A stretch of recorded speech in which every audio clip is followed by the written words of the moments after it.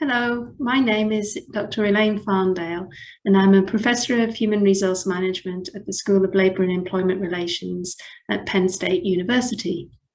And this session is all about international human resource management research. The title for the session today is Research Collaboration, Capturing the Macro Context in International HRM. Now, the relevance of context, I'm sure, has become clear to you through the previous sessions in this masterclass. But today, what I would like to focus on is how can you actually capture that context in your research? So picture yourself standing at the top of a mountain. Can we just take a photo? And does that capture the context? How do we put that into our research? What I would like to go through with you today basically says, well, photography isn't easy, but capturing the macro context in HR research is actually incredibly difficult if we want to do it in a decent way. So what I want to talk about today is focusing on doing research which compares organizations that are embedded in national contexts. We're going to examine some of the methodological issues we face, and I will share an example of a 3-country qualitative research study in the second half of this session. This session is structured around an article published in the British Journal of Management, co-authored with Emma Parry, Chris Brewster and Michael Morley, where we focus on balancing rigor and relevance and make the case for methodological pragmatism in conducting large-scale, multi-country comparative management studies. The article can be downloaded via the link shared there. Essentially, what we argue is for methodological pragmatism. Now, what does that mean? Well, we'll start with why do comparative research in the first place? Ultimately, it allows a broader set of voices to be heard. So in other words, we're not just looking in one little corner somewhere, what's going on. We're comparing experiences or practices across different locations, potentially around the world. And allowing all these voices to be heard gives us greater insight into the phenomenon that we're exploring. But in the process of increasing that set of voices, of course, we end up increasing the level of complexity of the research that we're looking at. So why bother to do this? Well, ultimately, we're trying to make a contribution. And ways in which we can make a contribution are by tapping into that complexity. So specifically, what value do institutional and cultural contexts add? Well, they are mechanisms for theorizing and therefore demonstrating contribution. And I'll get back to this point in a moment, just explaining how context actually helps us to develop theory. So then how can I conduct multi-country data collection? Well, I'm going to argue that as an individual, you're probably not going to do that. You are probably going to need to collaborate with other people. Multi-country data collection is a very sensitive, it's very, very sensitive to context.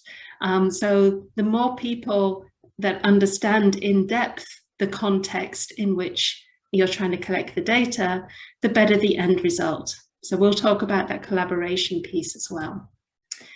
And so then generally, what challenges will I face if I'm conducting this comparative research? Well, the core challenge, I argue, is that you're going to be balancing rigor and generalizability, the best practice approach as such to conducting research, with legitimacy and relevance. So what is relevant in different contexts? What is legitimate in different contexts? Is that the same as is being demanded by the best practices in methodology? So we'll explore some of these questions as we go forward. So back to the C word, contribution, or the C word, context. How can context help us to make a contribution in our research when we're publishing? Well, Wetton described two ways in which context can help us with theory development. The first way is called theories in context, or also described as the etic approach.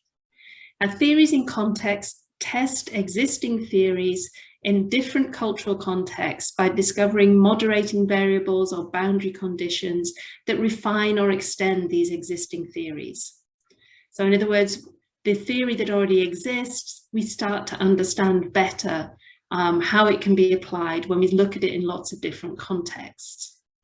So an example I'm sharing with you here is some other work that I was involved with Paul Lidhart, Eric Poutzman, Chris Brewster, where we explored the effects of market economy type and foreign multinational enterprise subsidiaries on the convergence and divergence of human resource management practices. This was published in the Journal of International Business Studies. So essentially here we were taking theories around market economies and multinational firms versus domestic firms, and we were applying those theories across multiple country contexts to understand better the extent to which market economy and organization type help us to understand the convergence or divergence of HRM practice use. So in that way, we were able essentially to identify the boundary conditions of existing theory.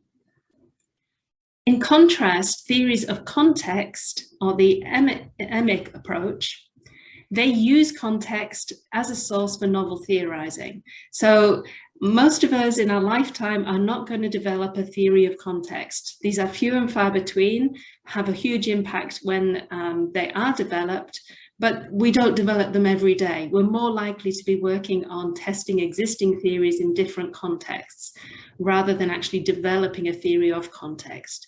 So a couple of examples here of theories of context are neo-institutional theory, co-evolution theory, resource dependence theory. They are all theories that explore how, for example, an organization within a certain environment, within its own settings, how those external environment of the organization, how that affects what happens inside the organization. So those are theories of context. That's how we can make our contribution, either through developing theories in context or developing theories of context. So now we've kind of decided, okay, we want to make a contribution to this field. And let's say we've decided to go the empirical route, and we are going to test existing theory in different contexts to try to expand and clarify that theory. So if we're going to embark on multi-country data collection, then the first thing that we need to start to think about is the different levels of analysis that get involved here. So just talking about different theories there. So what level is the theory based at? So if we talk about neo-institutional theory, for example, this is about institutions within nation states, for example, that affect the way that organizations work. So our level of theory is at that national institutional level. And we're looking at how that affects organizations within within those national boundaries within that country.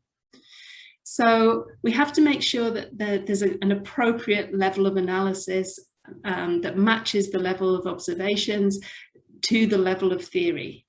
So are we looking at country level? Are we looking at organization level? Are we looking at team level? Are we looking at individual level? Are we looking at individuals nested within teams, within organizations, within countries? If we're doing that, then we're getting into very, very complex research. But just make sure we don't want to use an individual level theory, for example, to explain and to gather data at a national level, and then to try somehow to match an individual theory to national level observations. Those theory and the observations must be at the same level of analysis. The second point here is when we're thinking about how we're actually going to then measure this. So we need to be sure that we're making the measurement at that correct level of analysis. So, for example, cross-cultural studies. There's a lot of debate within cross-cultural management as to whether we can measure culture at a national level or at an individual level or both. But basically, if we're using national culture, then that is a collective attribute of a nation. It's not a particular individual. We know there's a lot of variation on individual level values within an overall national culture. So if we're going to start aggregating up from individual level to national level, we need to be able to establish agreement there before we're able to make that aggregation. And ultimately, the more that we try to mix these levels, so have these cross-level effects, the more complex we're going to get. So if we're trying to look at how national culture affects individual attitudes, we're looking at cross-level effects here, which become more complex to manage as we move forward with, collecting the correct data, but then also analyzing that data. So keep it as simple as you can. Focus on the appropriate level of analysis to answer your research question, to make your contribution. The next issue here is about sampling then. So we've decided where we want to make our contribution. We'll know the level of analysis that we're going for, but who are going to be the respondents to our survey? Who are we going to interview? How are we going to get to the right people? So appropriate sampling across people or organizations, depending on our level of analysis, within a country or a specific culture, we have to think about that appropriate sampling to be able to extrapolate to the higher level to make cross-national comparisons. If we're aiming to compare one country with another country, we need to make sure that we're sampling at the right level to be able to make that comparison. And one of the first challenges that we come up against is whether we're able to develop probability or non-probability samples. So best practice research would tell us that probability samples are essential. And a probability sample is a sample that has, that basically, if we look at organizations within a country, a probability sample would be every single organization in that country has exactly the same probability of ending up in our study. A non-probability sample has bias, whereby across that whole country, there will be a number of organizations that never stood a chance of getting into our study for whatever reason. So then we've got bias in terms of representativeness. Now, so we say, okay, we need to have a probability sample so that every organization has the same chance of getting into our study. But it depends on a country that we're studying as to whether this is actually possible for a number of reasons. One of the reasons is the difficulty of defining the population. Is there a publicly available database of organizations in that country? In some countries, yes. Generally, smaller countries have like a Chamber of Commerce that lists all of the organizations in that country. And therefore, you can take that list and contact every single one of those organizations, giving all of them the same probability of ending up in your study. In large countries in particular, and in other countries that just don't have those databases, we don't know, we can't actually get a list and therefore make sure that we're reaching out to everybody. So there's going to be bias in the selection of organizations that we're reaching out to. Also, if you take the US for example, where I'm based, I think it would take more than a lifetime to actually reach out to every organization in the country. So we have to make choices in that process. The other piece to think about in terms of population is how this then affects response rates. And in a country where there's a small country with a small number of organizations, we might have pretty strong relationships with a number of those organizations and ultimately can get quite a high response rate. But when we're getting data from a very large country with many different organizations, the chances are the response rate is going to be really small relative to that smaller country. So then we end up with one country with a response rate of 66% and another country with a response rate of 3% in the same study. How can we justify that? This will happen by the nature of the different sizes of countries. Equally, if you're collecting data at multiple points in time, that response rate is going to vary each time you do the study and vary between each country as well. So how do we deal with some of these, how do we deal with some of these problems? What are some of the remedies? So one way is you want, as far as possible, to demonstrate sample representativeness. And the best way of doing that, if you don't have a population list, is to compare the sample that you have with key known population characteristics. So, for example, if 30% of organizations in a particular country are from the public sector, then roughly 30% of your data should also be from the public sector if you're aiming for representativeness between public and private sector. Similarly, you might be able to get figures around organization size or turnover or age of organizations, these different characteristics that you can demonstrate that your sample represents the national average figures as best as possible. When it comes to response rates, the issue then is basically explain what's going on. You're not going to get the same response rate from 2 different countries, from 3 different countries. By the time you've got 15 different countries in your study, you're not going to have the same response rates. So if you have got large countries with very low response rates, explain why that's happening. Explain in your study why there is there's no population database, or why there's a really high response rate somewhere because you've got excellent access to the full list of organizations, for example. The transparency is key here. Don't hide that things were difficult. Explain why things ended up the way that they did.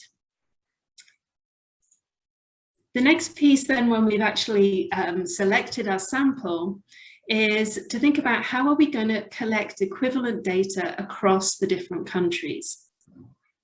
Now, there's a lot of literature out there explaining about how we can achieve equivalence and also testing for bias when we're doing analyses. But I'm going to focus here still on the data collection end of things. So what we really want to achieve here is to make sure that we're measuring the same thing in the same across all the different locations. So now we're talking about the importance of construct, functional, and metric equivalence. So construct equivalence is basically, are we measuring the same thing in the different locations? So take a construct like engagement, employee engagement. Can we capture employee engagement in different locations? Functional equivalence is, does it actually mean the same thing? So if I'm talking about employee engagement in the US, and somebody's talking about employee engagement in Japan, are we actually talking about the same thing? And then when we come to metric equivalence, then we're talking about, are we measuring employee engagement in the same way in those different contexts? We want to make sure that we're capturing the construct in the same way in the different contexts. Now, then there is a question, is construct equivalence necessary or even desirable? If we go to best practice, we would say that yes, construct equivalence is necessary because we want to make sure we're measuring the same thing. There's no point in having studied apples in the USA and bananas in Japan. We don't know, there's nothing to compare at the end of the day then, because we've measured and explored different things. So construct equivalence is is necessary at a certain level. There's no point in asking people questions about things that are irrelevant in their context. For example, if we were to do a survey about something that was mandated by law in one country and was not mandated by law in another country. So we ask, you know, do you do this practice? And all the people in the country where it is mandated go, well, yeah, of course we do this practice. That's a bit of a stupid question. And actually, I probably won't bother answering that question because, yeah, everybody does it. Whereas it's a very relevant in another context where that practice just, it isn't mandated, and some people will do it and some people won't. But the reason why we might ask that question in both countries, in both contexts, might be if we're trying to measure deviance from a mandated practice or something like that. So it always depends on what your research question is. But essentially, you just need to make sure that the questions that you're asking make sense in the different contexts. There's no point in asking questions just because it's really important to you that you have that same variable if that variable means nothing to people in this other context. Now, that sense of meaning comes through the process of language translation as well. So when we're translating our questionnaires, first reaction might be, well, let's leave it in English because the business language across all the different organizations, across the different countries is English. So let's just do the whole thing in English. There's quite a bit of research that demonstrates that there is bias in non-native language responses. So people who do not have English as a native language, even though they can read the questionnaire, they're still going to interpret things a little differently from what you might have intended in developing the questionnaire in the first place. So it's always best to translate to native language wherever possible. Another technique to ensure that you're not building bias into your measurement tools is, wherever possible, focus on gathering facts rather than feelings. So if you ask a question like, how many people are employed in your organization? That's really easy for anybody in any country to answer. If you ask a question about, to what extent were you feeling engaged when you started work this morning, then you're starting to get into this sense of feelings, and I might interpret it one way, someone else might interpret what that engagement is in another way. In a different country, the chance of that, the different interpretation increases greatly. So we're suddenly getting into a lot of potential noise in our data. So stick to facts wherever you can, if that answers your research question. Keep saying that, because it depends what research you're wanting to conduct as to what is the most appropriate way of doing this. Ultimately, there are very good back translation techniques for ensuring that language translation happens correctly, and making sure that you are measuring the same thing in different countries to the extent that you want it to be the same, to be able to make the comparisons in your study. The bottom line here is that you need to collaborate with people who are local in each country where you're collecting data. If you collaborate with local research partners, they can help with those difficult conversations around what does engagement mean, because I can't predict what it means in another country, but the person in that country, you can have an in-depth conversation with them in order to really understand what engagement means, for example. By having those local collaborators, you also increase the chances of getting access to people to respond to your survey as well. So conducting a multi-country study as an individual is extremely difficult and potentially inappropriate. By collaborating with local research partners, then you start to be able to tap into those local contexts much more effectively. So having set up our tool, we've got our sample, we've got our research tool for collecting the data. How do we actually then go about collecting the data? We raise questions here around consistency versus appropriateness. And I'm talking here about consistency of procedures. So in other words, if we're collecting data via an online survey here in the US, do we have to collect data via an online survey in the other 20 countries that we want to collect data from? If we can, and if it's appropriate, then great. Yeah, you don't have a problem in having to justify why you took a different approach in a different country. But there are examples of studies out there published that make it very explicit that we, in one context, in the UK, we had to collect data via an online system because that's what people expected. In China, we had to do it via telephone because that was a better way of ensuring the integrity of the data that we were collecting.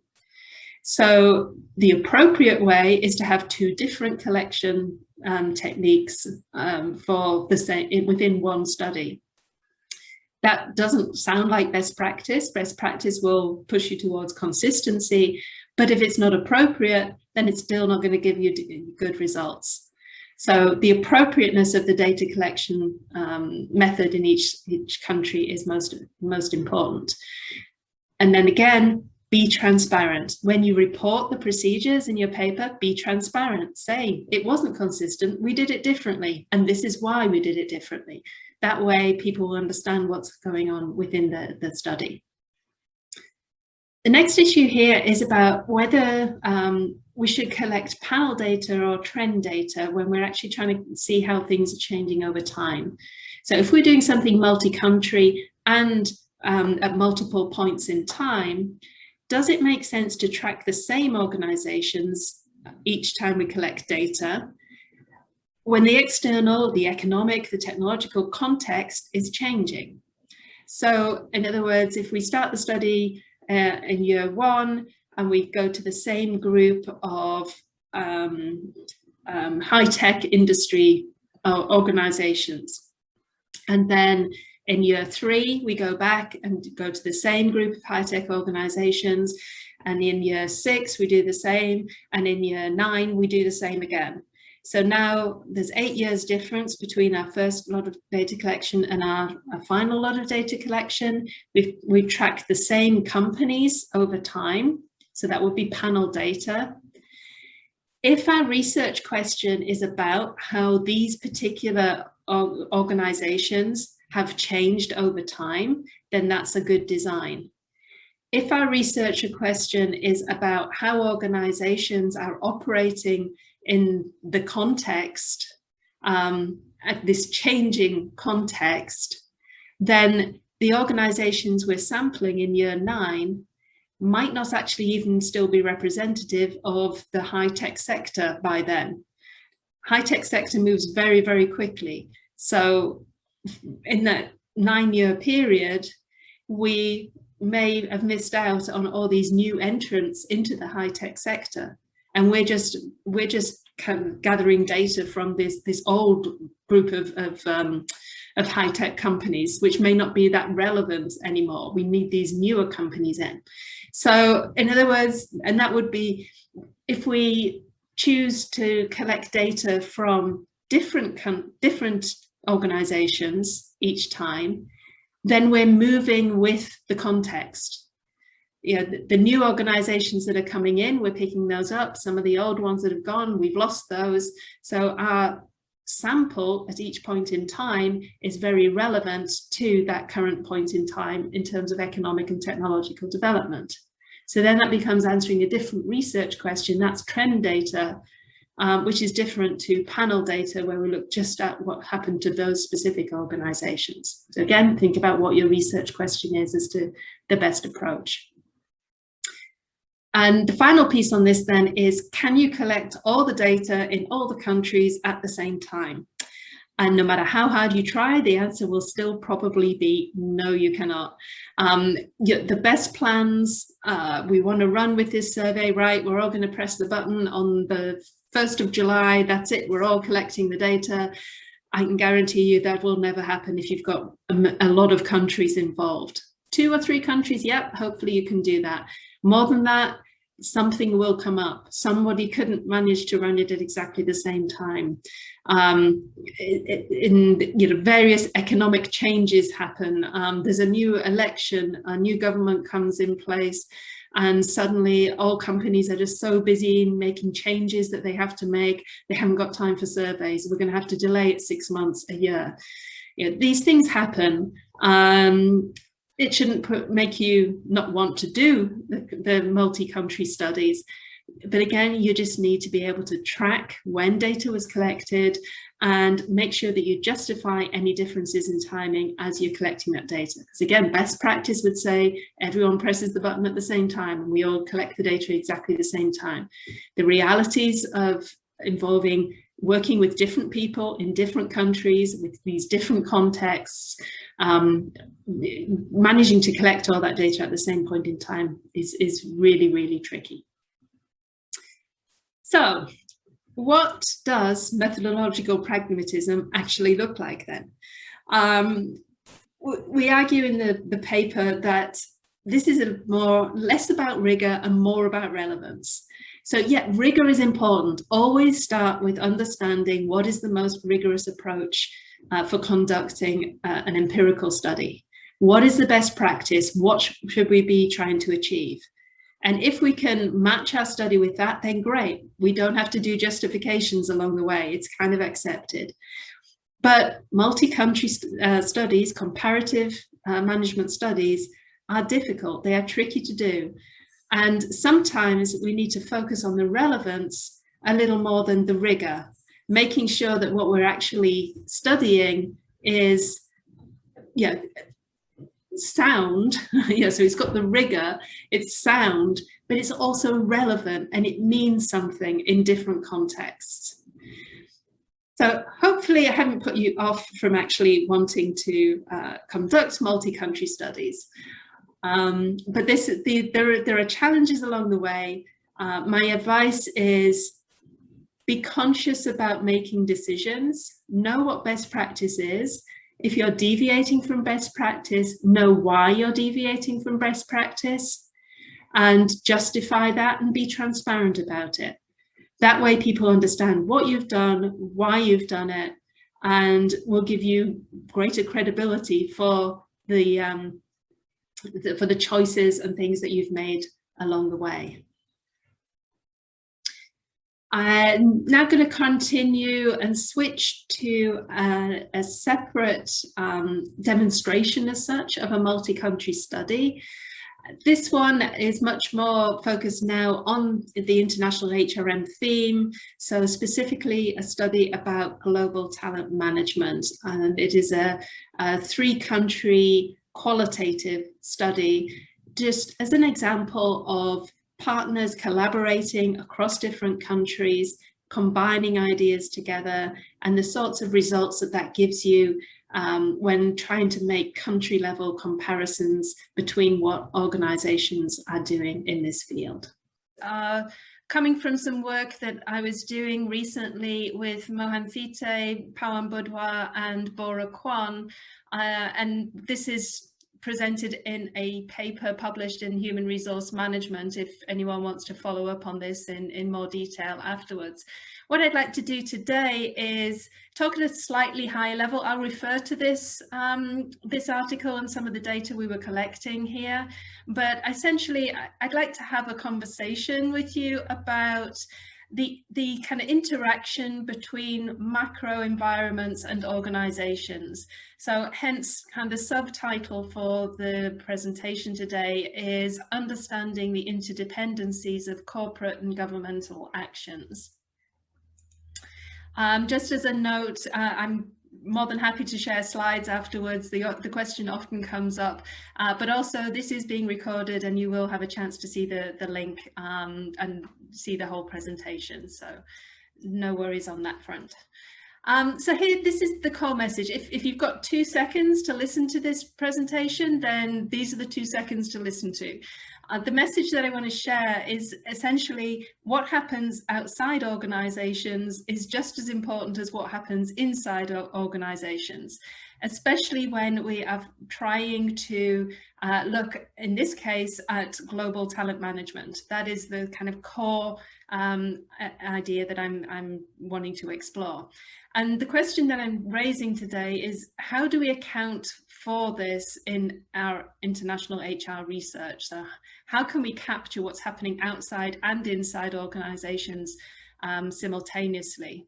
So this is about integrating context, so the external context, the environment context, and corporate internal strategy, but incorporating within that operational and managerial realities. And what I'm going to argue is that all of these things are interlinked. So we have a global regional context that somehow feeds into the individual national context at country level, which feeds into organizational strategy, operational reality, managerial reality. And I'll talk about what these things are as we progress. But equally, each level also has some kind of influence on the level above it as well. So we're talking about interactions between contexts and organizations. So that's essentially where we're going here. So as I say, if you're in a hurry, thanks very much. Bye, see you again. But if you've got time, please listen on and I'll explain this a little bit further. So the particular study that we're looking at here, as I say, it's around global talent management. And this World Economic Forum quote really kind of gets to why this is an important topic to look at. So from 2018, there's a note that global labour markets are undergoing major transformations. These transformations, if managed wisely, could lead to a new age of good work, good jobs, and improved quality of life for all. But if managed poorly, they pose the risk of widening skill gaps, greater inequality, and broader polarization. So, this is an important topic to be looking at. We have to get this right in practice. And if we're going to get this right in practice, we have to understand what's happening in organizations, in societies, in countries, in order to be able to give appropriate advice to managers for handling the situation. So what I'm arguing today is based on a trend that we were seeing emerging around 2016, 2017, and continued until the pandemic. That's kind of another story, but it's the piece of time just before the world changed into something completely different. And what we were starting to see then was deglobalization, or what Petrevich and Thies call globalization pause, or Witt named deglobalization. And the idea is here that for a number of years, basically since World War II, organizations have been focusing on having this global market. And there's been a gradual building of an infrastructure that creates dependencies between countries. And firms have been able to take advantage of that dependency and those links between all the different countries. What started to happen around 2015, 2016 was that that infrastructure started to break down. So we had this kind of trend of political nationalism that was occurring in many developed economies. And it manifested itself here in the US with the kind of America first thinking, or the UK with Brexit, and the voting of various more kind of right-wing, inward-looking parties in governments across a number of European countries as well. But basically what that means for talent is that the borders between countries were becoming less permeable.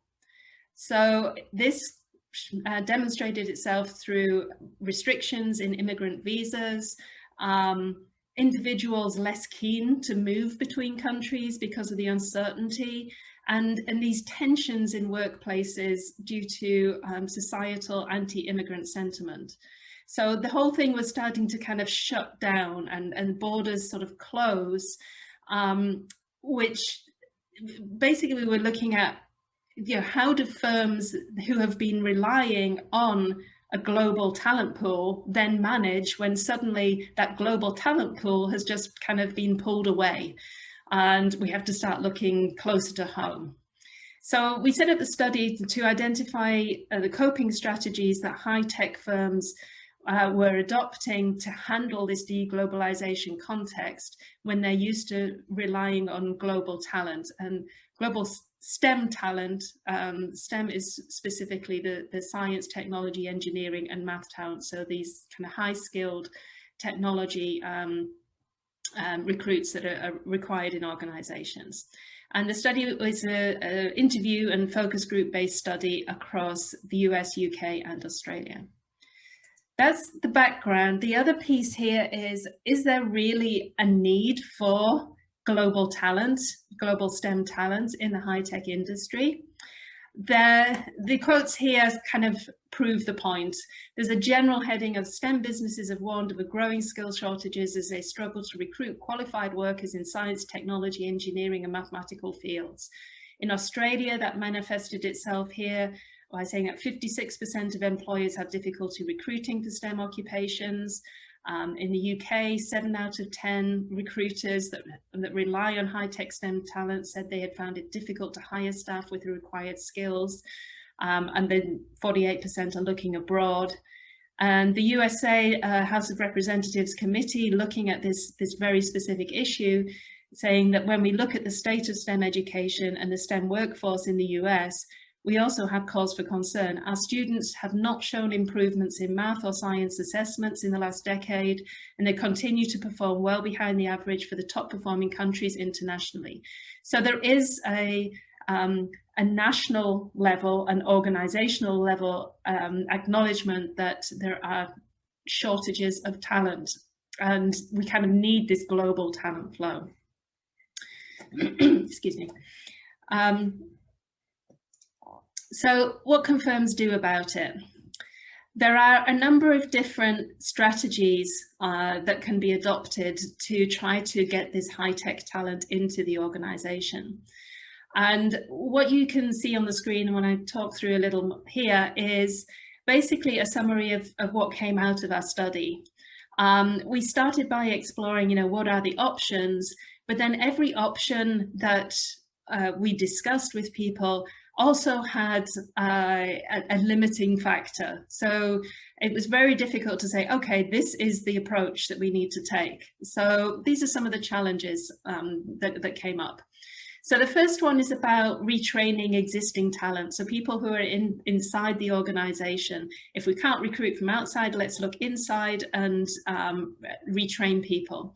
The trouble here is largely around the technology that is the technical skills that the organizations are wanting. And these technological skills take time to develop. And unfortunately, also, technology kind of moves faster than you can actually train people. So, it's a challenge to be able to get people up to speed in time. So this is both cost and time prohibitive. Another option is we just recruit locally. If we can't recruit from overseas, we'll recruit locally. But there's people reporting, just like the quotes I just shared with you, very, very low availability of people and very slow progress in kind of national systems to get people up to speed. So the local recruitment just isn't really a solid option there. So what do? We want to bring in high-skilled people, so we use high-skilled migration, but because of the visa restrictions and things being put in place, this has become very much a last resort.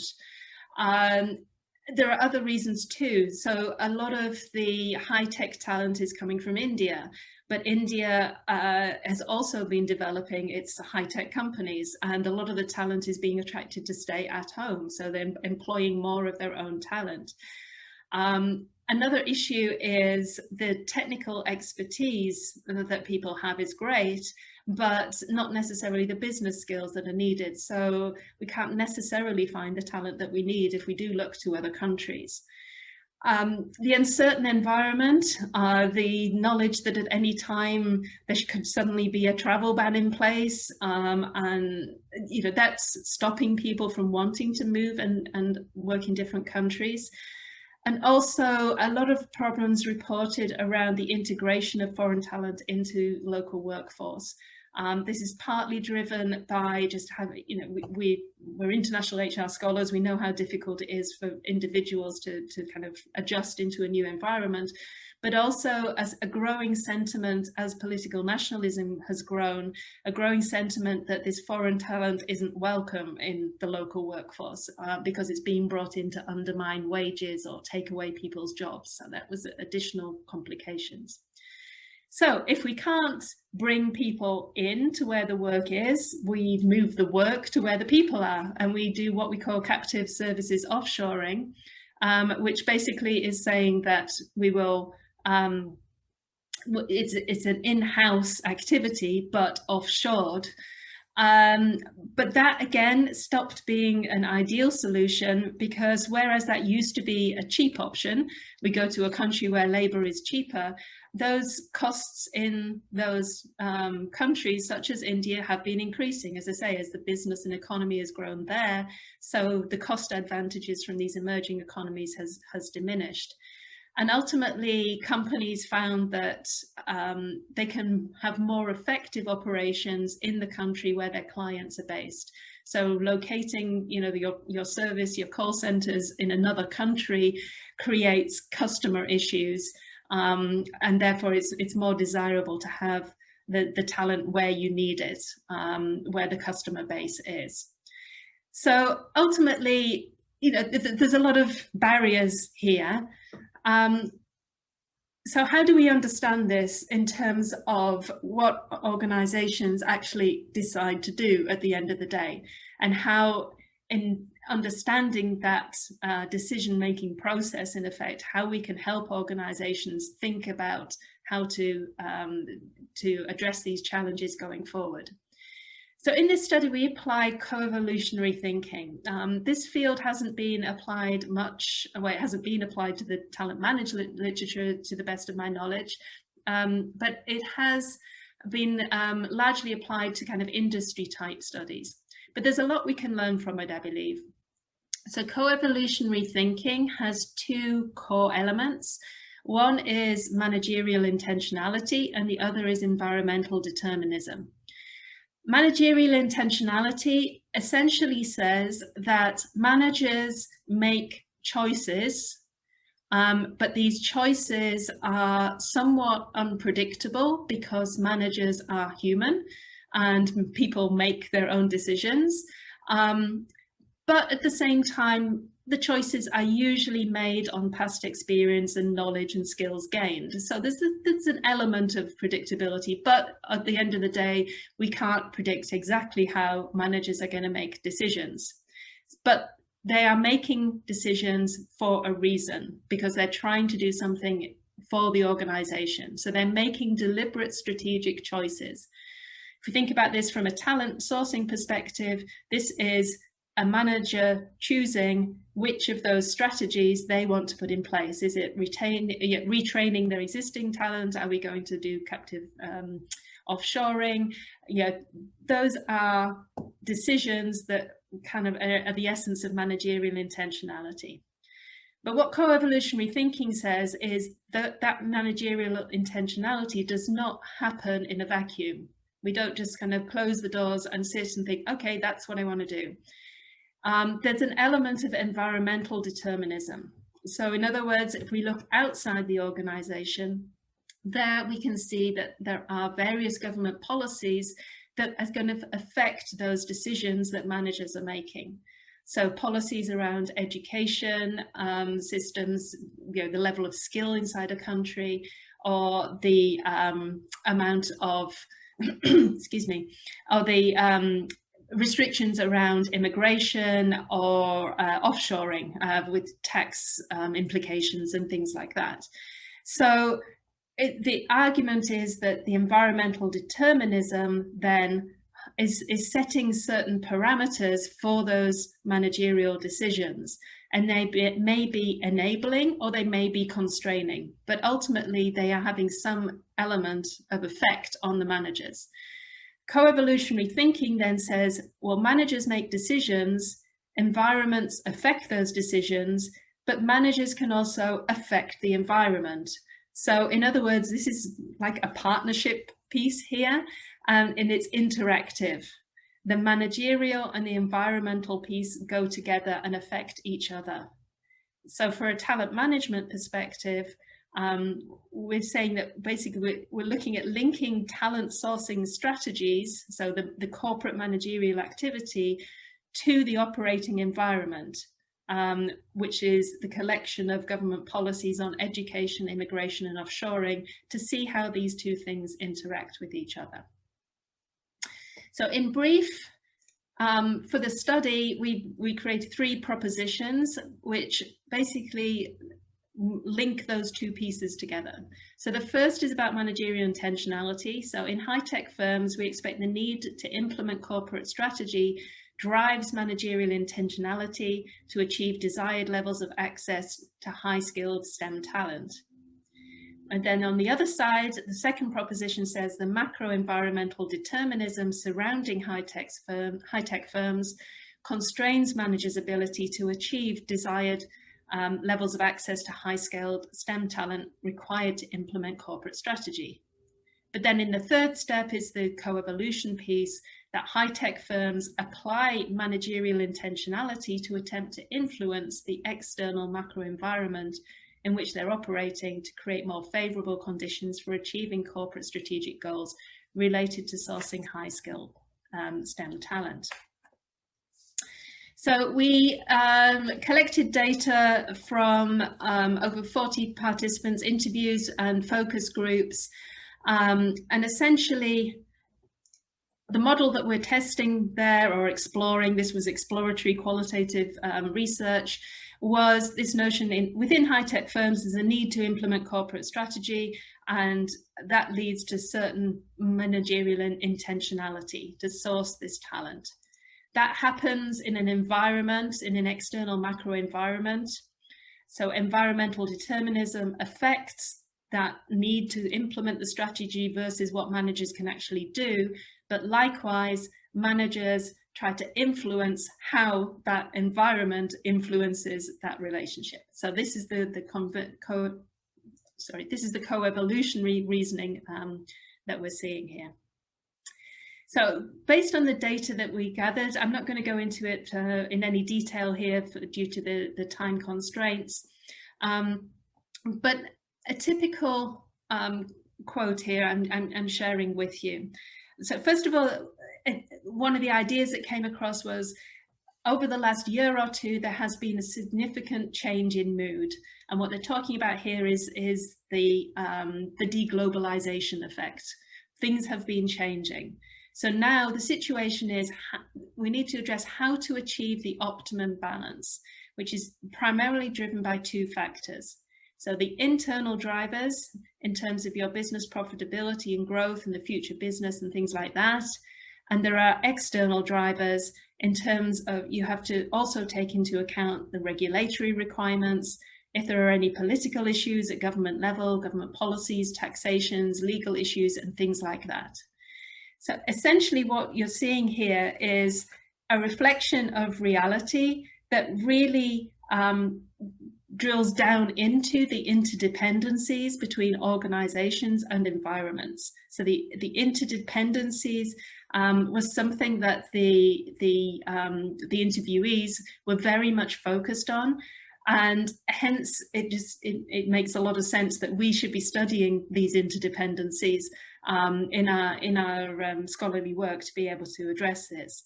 Now, the optimum balance that they're talking about here they're balancing 2 things. One is risk management. So excuse me, the extent to which you're prepared to have risk in the organization. And a number of organizations talked about granularizing their approach. So in one part of the business that was operating in a certain type of environment would take one approach, another part of the business would take a different approach because it was having to deal with different challenges. So you get this kind of what was described to us as granularization or customization across the organization. The second part of the balance was said to be achieved by involving multiple stakeholders. So this isn't a simple solution. In order to get to the best talent strategy, organizations need connections with education institutions. They need interactions with government bodies. And by people talking together, then potential solutions that are good for the organization and good for society and the economy can result from that. A quick example here is firms were starting to talk to education institutions, so colleges, universities, to ensure that the right curricula were being put in place so that the right skills 5 years from now are currently being taught. And as a result, then the companies get the right talent kind of flowing in the longer term. So companies were trying to affect their environment, change their environment by having those conversations. So essentially, just to wrap up these thoughts now, how can we use what we've done in this study to take our international HR and global talent management research forward? We argue that macro contexts are enablers or constraints in the minds of managers who are making talent management decisions. There is a need, therefore, to involve multiple stakeholders in talent supply, governments, firms, talent providers, educators, to facilitate a synergistic integration of internal and external environments. So we have to understand the macro context, and we have to understand what's happening or how managers are making sense of that macro context to understand the decisions they then make in the organization. Decisions related to talent management vary due to the human aspect of managers and the immediacy of operational realities. So it could be that there are some amazing potential strategies we can put in place, but it doesn't work for me today, and I don't feel like making that decision. So there's a human element there, and we've got to think about what are the immediate impacts on managers. So further research into that area would be very helpful. Ultimately, we argue that investigating the interaction between managerial intentionality and environmental determinism has the greatest potential to expand future talent management theorizing. And then on a practical level, we need both balance and flexibility across different talent sourcing activities to address the different needs and risks that the firm and the macro environment are creating.